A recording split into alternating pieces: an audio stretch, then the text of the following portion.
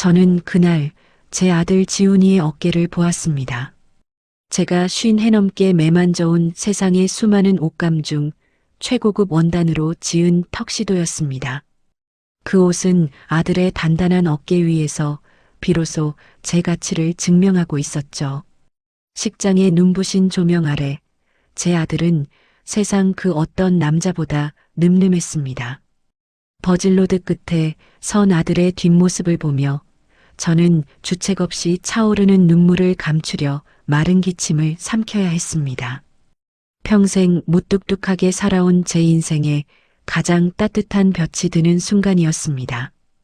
결혼식은 흠잡을 데 없이 끝났습니다. 수많은 하객의 박수 소리가 예식장을 가득 채웠고 갑부부가 된 지훈이와 며느리 수연이는 더없이 행복해 보였습니다. 저는 그저 멀찍이 서서 두 아이의 모습을 눈에 담는 것만으로도 충분했습니다. 피로 연장으로 자리를 옮긴 후에도 소란스러운 웃음소리는 끊이지 않았죠. 제 평생의 수건이, 제 삶의 유일한 자랑이 마침내 완성되는 그림이었습니다.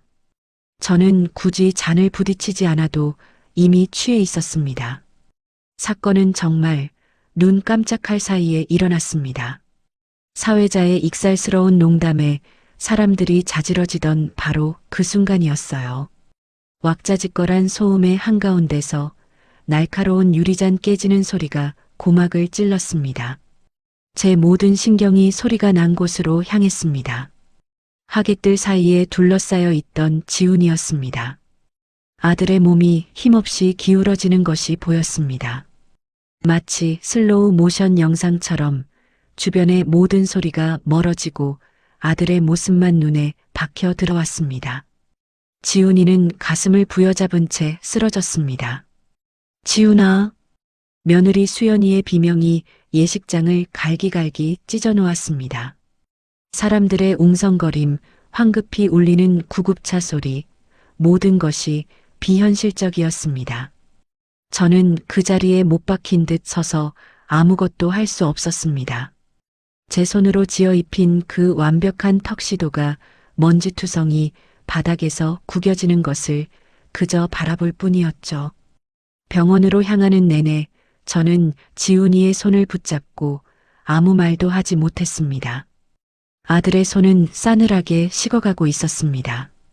결국 저는 의사의 입에서 가장 듣고 싶지 않았던 말을 들어야 했습니다.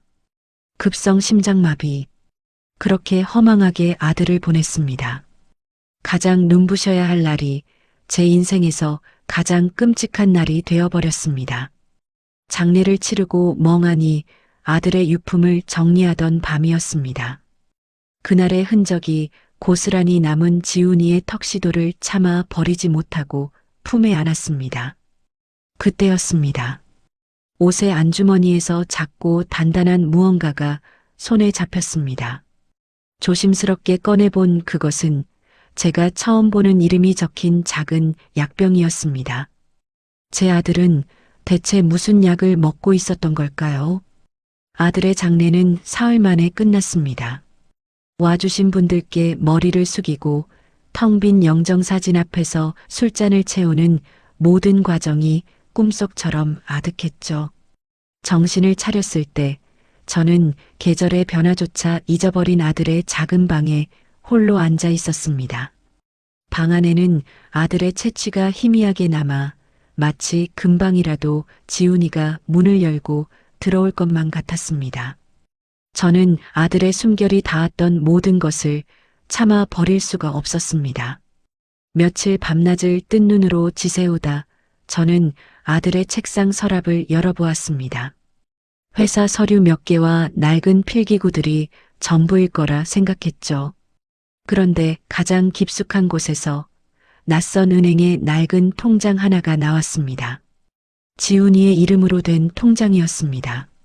아들이 이런 걸 가지고 있었나 고개를 갸웃거리며 첫 장을 넘겨보았습니다.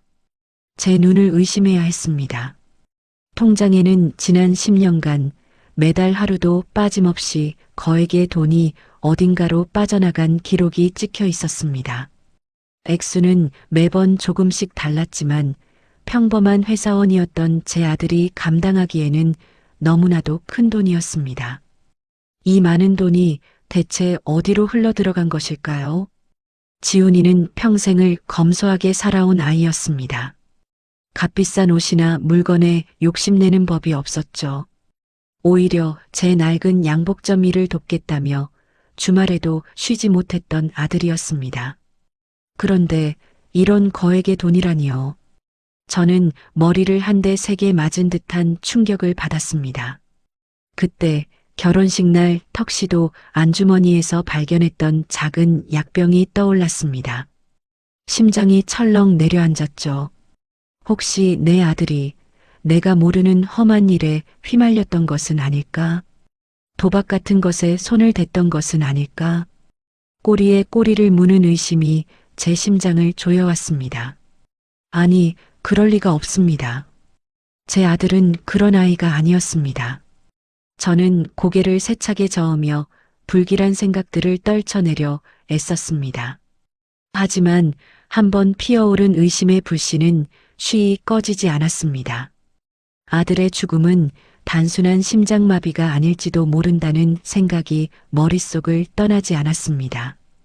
의사는 분명 과로와 스트레스로 인한 비극이라고 말했지만 이 통장의 존재는 그 말을 믿을 수 없게 만들었습니다. 저는 떨리는 손으로 통장을 품에 넣었습니다. 그래, 이대로 주저앉아 있을 수만은 없습니다. 내 아들에게 무슨 일이 있었는지 이 아비가 직접 밝혀내야 했습니다. 그것이 제가 아들에게 해줄 수 있는 마지막 도리라고 생각했습니다. 며칠이 지났지만 저는 통장의 비밀을 풀지 못한 채 제자리만 맴돌았습니다. 돈이 이체된 계좌는 추적이 불가능한 차명 계좌였습니다. 경찰에 알릴 수도 없었습니다. 아들의 명예에 흠집을 낼지도 모르는 일을 제 손으로 버릴 수는 없었죠. 답답한 마음에 마른 담배만 태우던 제게 며느리 수연이가 조심스럽게 다가왔습니다. 며칠 사이 헬쑥해진 아이의 얼굴을 보니 또다시 가슴이 미어졌습니다. 아버님, 식사는 하셨어요? 수연이는 제 앞에 따뜻한 밥상을 차려주었습니다. 모래알처럼 밥알이 굴러다녀 숟가락을 들지 못하는 제게 수연이는 무언가 생각난 듯 말했습니다. 아버님, 그이가 결혼식 며칠 전에 혼자 어머님 산소에 다녀왔었어요. 저는 고개를 들었습니다. 지훈이가 제 엄마 산소에 다녀갔다는 이야기는 처음 듣는 것이었죠. 왜 저에게는 아무 말도 하지 않았을까요? 수연이는 그저 결혼 전에 인사를 드리고 싶었나 보다 라고 덤덤하게 말했지만 제 마음속에서는 무언가 다른 예감이 피어올랐습니다.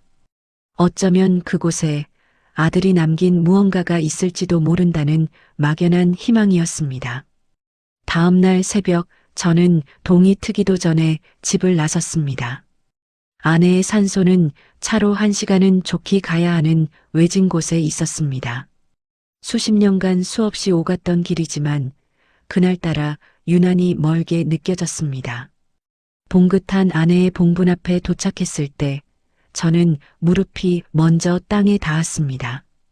저는 아무 말 없이 봉분 앞에 소주 한 잔을 올리고 한참 동안이나 아내의 이름을 불렀습니다. 여보, 봤소? 우리 지훈이 장가가는 거. 그런데 이놈이 이 못난 아비를 두고 먼저 가버렸구려.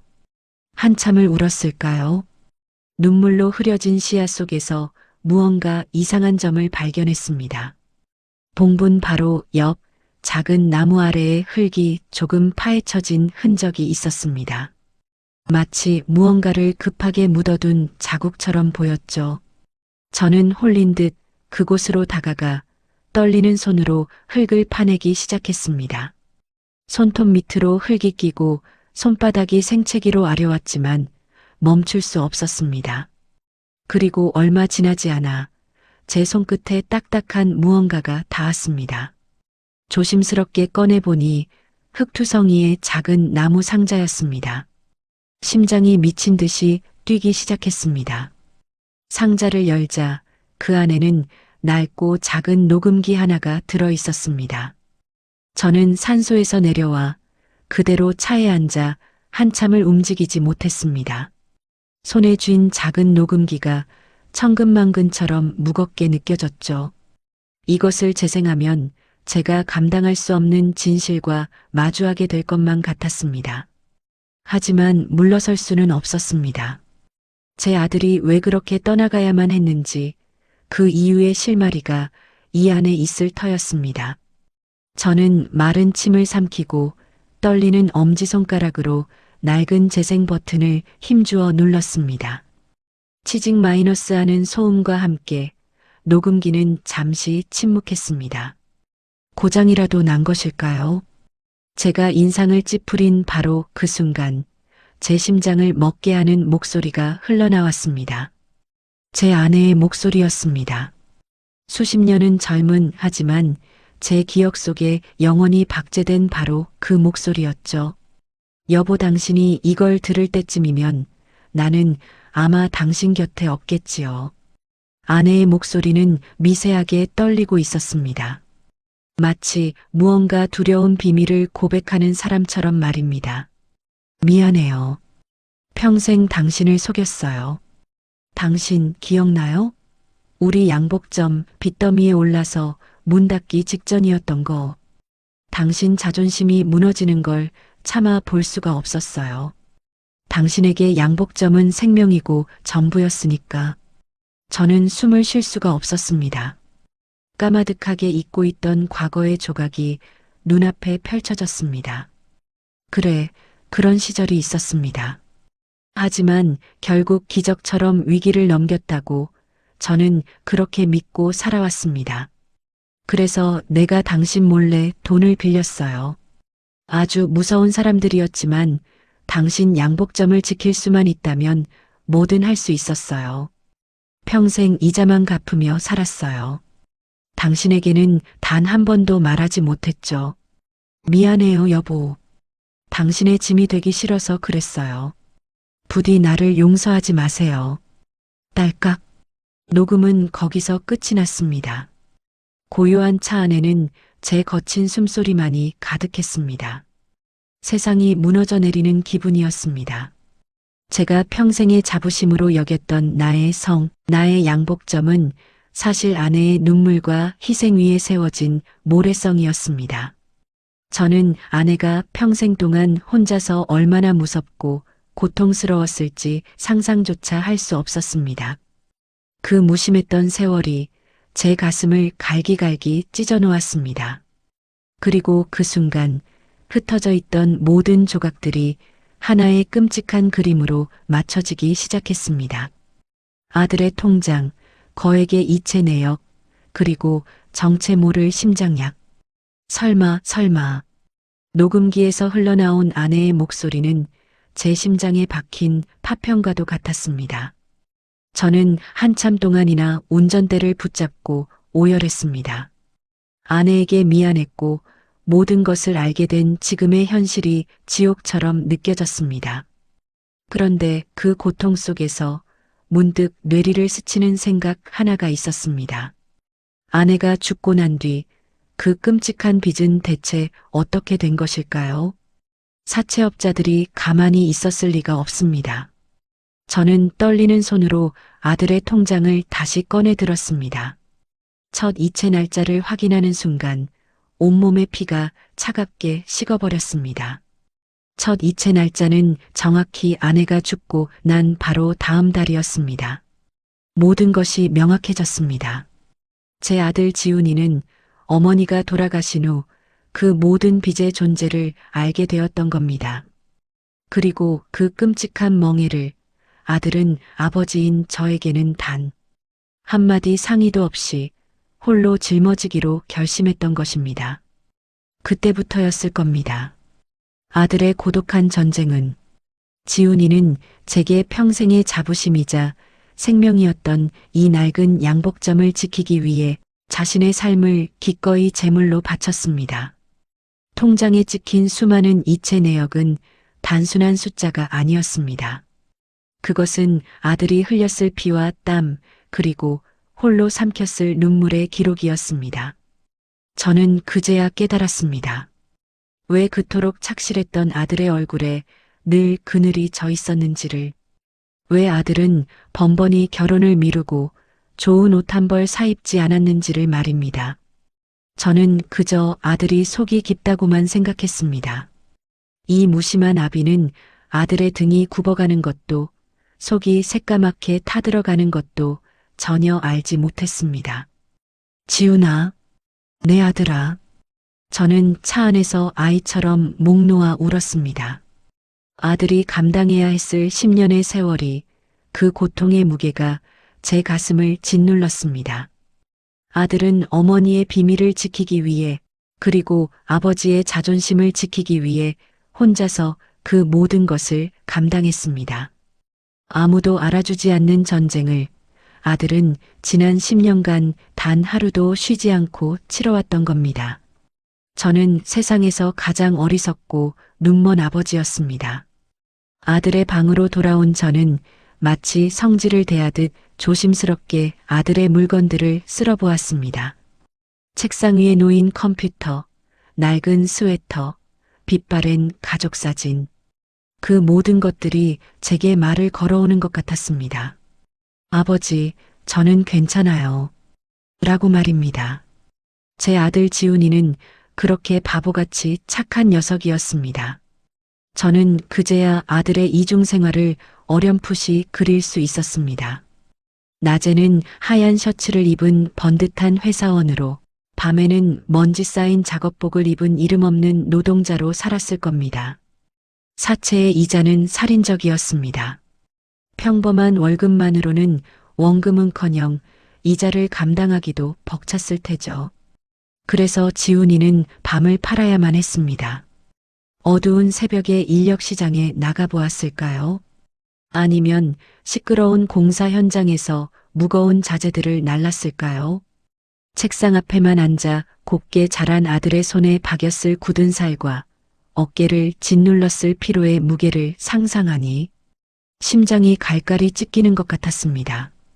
그때 제 머릿속에 섬광처럼 스치는 기억이 있었습니다. 몇 년 전이었을 겁니다.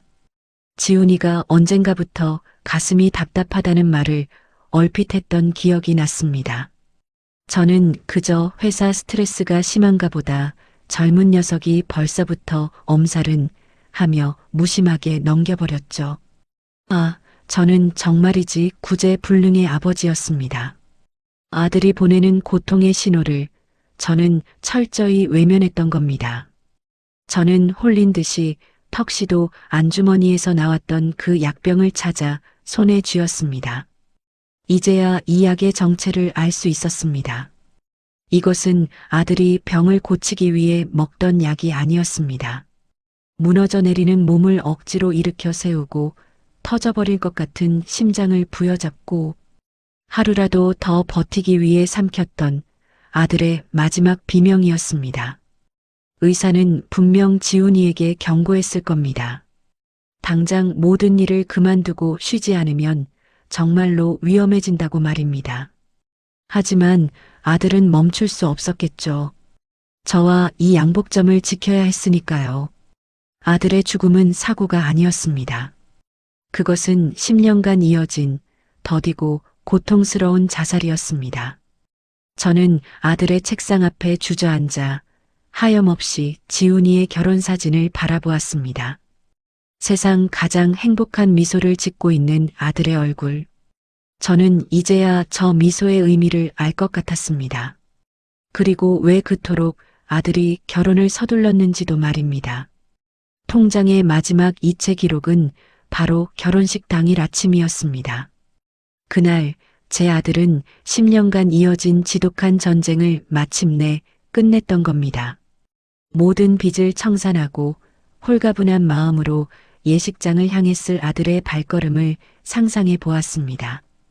아들은 이제 아버지에게, 그리고 하늘에 있는 어머니에게 떳떳한 아들이 되었다고 생각했을 겁니다. 더 이상 무거운 짐을 지지 않아도 된다고, 이제는 정말 행복하게 살 일만 남았다고 믿었을 테죠. 그 결혼식은 아들이 제게 주는 마지막 선물이었습니다. 아버지, 이제 걱정 마세요. 저 이렇게 잘 삽니다. 하는 아들의 마지막 효도였던 겁니다. 하지만 아들은 몰랐을 겁니다. 지난 10년간 아슬아슬하게 붙잡고 있던 심장이 이미 한계에 다다랐다는 사실을 말입니다. 팽팽하게 당겨진 실이 버티는 힘으로 겨우 서 있던 허수아비처럼 아들의 육신은 빚이라는 긴장감이 사라지는 순간 무너져 내리도록 설계되어 있었던 것이죠. 결혼식장에서 터져나온 수많은 박수 소리, 사랑하는 여자를 아내로 맞이했다는 안도감, 아버지가 행복해하는 모습을 보았다는 기쁨, 제 아들이 평생토록 갈망했던 그 모든 행복의 감정들이 역설적이게도 아들의 심장을 멈추게 한 방아쇠가 되어버렸습니다. 전쟁이 끝나는 순간 전사는 쓰러졌습니다. 저는 그제야 모든 것을 깨달았습니다. 제 아들은 저를 위해 죽은 것이었습니다. 평생 지켜온 아버지의 자부심을, 이 낡은 양복점을 지키기 위해 자신의 목숨과 맞바꾼 것이었죠. 지훈아. 저는 아들의 사진을 부여잡고 아이처럼 울음을 터뜨렸습니다. 미안하다는 말도 고맙다는 말도 차마 입 밖으로 나오지 않았습니다. 그 어떤 말로도 제 아들의 숭고한 희생을 표현할 길이 없었습니다. 며칠 후 저는 다시 아들의 묘를 찾았습니다. 이번에는 더 이상 울지 않았습니다. 저는 봉분 앞에 조용히 앉아 마치 아들이 바로 앞에 있는 것처럼 담담하게 말을 건넸습니다. 제 평생 처음으로 아들에게 하는 속 깊은 이야기였습니다. 미안하다 지훈아. 이 무심한 아비가 너를 혼자 싸우게 만들었구나. 너는 내 목숨을 던져 이 아비를 지켰는데 나는 너에게 따뜻한 밥 한 끼 제대로 차려주지 못했다. 제 목소리는 갈라졌지만 눈물은 흐르지 않았습니다. 그저 제 모든 죄를 고백하고 용서를 구하는 심정이었습니다. 이제 와서 후회한들 무슨 소용이 있겠습니까? 저는 그저 아들이 남긴 그 무거운 사랑의 의미를 제 남은 생을 통해 온전히 갚아나가기로 다짐할 뿐이었습니다. 집으로 돌아온 저는 며느리 수연이를 불렀습니다. 아이의 앞에 지훈이가 남긴 통장과 함께 제가 평생을 모아온 제 명의의 통장을 함께 내밀었습니다. 수연이는 깜짝 놀라며 손사래를 쳤죠. 저는 그런 수연이의 손을 따뜻하게 잡아주었습니다. 이건 지훈이가 너에게 남긴 마지막 선물이고 이건 내가 너에게 주는 첫 선물이다. 지훈이가 지키고 싶어 했던 가족은 바로 너와 나다. 그러니 이제부터는 내가 너의 아버지가 되어주마. 수연이는 끝내 제 품에 안겨 한참을 울었습니다. 저 역시 아이의 등을 토닥이며 보이지 않는 아들에게 약속했습니다. 내가 반드시 이 아이를 지켜주겠노라고. 내가 지키려 했던 모든 것을 이제는 이 아비가 지켜내겠노라고 말입니다. 다음 날 저는 아주 오랜만에 제 양복점의 문을 열었습니다. 먼지를 털어내고 낡은 재봉틀에 기름칠을 했습니다. 그리고 장롱 깊숙이 보관해 두었던 작은 상자를 꺼냈습니다. 상자 안에는 지훈이가 어릴 때 입었던 낡은 옷들이 있었습니다. 팔꿈치가 해지고 무릎에 구멍이 난 아들의 성장 기록이 고스란히 담긴 옷들이었죠. 저는 그중 가장 낡은 옷 하나를 작업대 위에 펼쳤습니다. 그리고 조심스럽게 바늘에 실을 꿰었습니다. 한 땀 한 땀 제 모든 사랑과 그리움을 담아 해진 곳을 깊고 덧대었습니다. 그것은 단순한 바느질이 아니었습니다. 아들의 고독했던 상처를 어루만지는 일이었고 제 스스로를 용서하는 과정이었으며 아들의 숭고한 사랑을 영원히 기억하겠다는 제 마지막 맹세였습니다.